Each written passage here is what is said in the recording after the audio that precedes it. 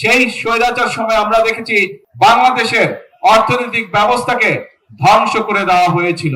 ফেব্রুয়ারি মাসের নির্বাচনে বাংলাদেশের জনগণ তাদের পছন্দ মতন সরকারকে তারা বেছে নিয়েছে।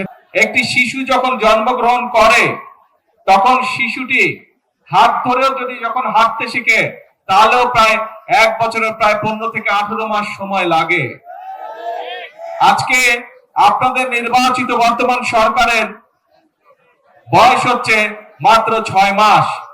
আমরা দেখেছি যে বিগত স্বৈরাচারের সময়, ফ্যাসিবাদের সময় যাদের বিরুদ্ধে রাজপথে নেমে এই দেশের ছাত্র জনতা আন্দোলন গণ অভ্যুত্থানের মাধ্যমে আন্দোলন সফল করেছিল, সেই ফ্যাসিবাদের সময়, সেই স্বৈরাচার সময় আমরা দেখেছি সামগ্রিকভাবে সমগ্র বাংলাদেশের কি অবস্থা হয়েছিল এবং আমরা দেখেছি কিভাবে বাংলাদেশের অর্থনৈতিক ব্যবস্থাকে ধ্বংস করে দেওয়া হয়েছিল।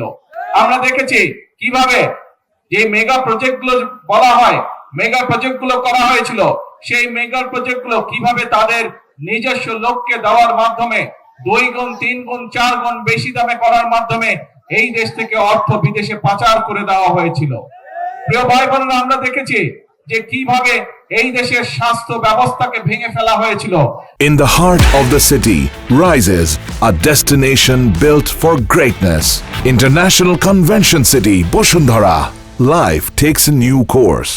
বিশেষ করে কিভাবে এই দেশের স্বাস্থ্য ব্যবস্থাকে আরেকটি দেশের উপরে নির্ভরশীল করে তোলা হয়েছিল এবং মানুষকে একরকম বাধ্য করা হতো সেই সময় যে তোমরা অমুক দেশে গিয়ে স্বাস্থ্য সুবিধা নাও। প্রিয় ভাই বোনেরা, আমরা দেখেছিলাম কিভাবে এই দেশের শিক্ষা ব্যবস্থাকে তারা ধ্বংস করে দিয়েছিল। অর্থাৎ শিক্ষা ব্যবস্থাকে ধ্বংস করে দেওয়া মানে আগামী দিনের ভবিষ্যৎকে ধ্বংস করে দেওয়া। প্রিয় ভাই বোনেরা, আমরা দেখেছি কিভাবে এই দেশের কৃষক ভাইদের অবস্থা খারাপ করে কৃষির অবস্থাকে খারাপ করে দেওয়া হয়েছিল, কিভাবে কৃষি ব্যবস্থাকে ধীরে ধীরে ভেঙে দেওয়া হয়েছিল। প্রিয় ভাই বোনেরা, এই সকল কিছুর বিরুদ্ধে জনগণের আস্তে আস্তে জনগণ ফুঁসে উঠেছিল এবং শুধু তাই নয়, আমরা দেখেছি গত 17 বছরের ফ্যাসিবাদের সময় আমরা দেখেছি কিভাবে মানুষের কথা বলার অধিকারকে সেদিন কেড়ে নেওয়া হয়েছিল, কিভাবে মানুষের ভোট দেওয়ার অধিকারকে কিভাবে কেড়ে নেওয়া হয়েছিল। এই সকল কিছুর বিরুদ্ধে বাংলাদেশের মানুষ প্রতিবাদী হয়ে উঠেছিল এবং গণ অভ্যুত্থানের মাধ্যমে তাদের পতন ঘটিয়েছিল।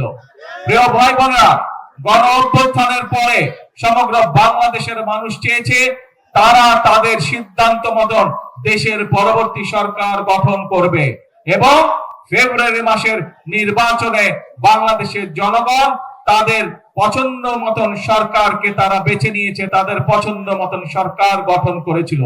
প্রিয় ভাই বোনেরা, আপনারা এই ঢাকা 17-র মানুষ এবং বাংলাদেশের 300 আসনের মধ্যে 215টি এলাকার মানুষ বাংলাদেশ জাতীয়তাবাদী দলের পক্ষে সিদ্ধান্ত দিয়েছিল।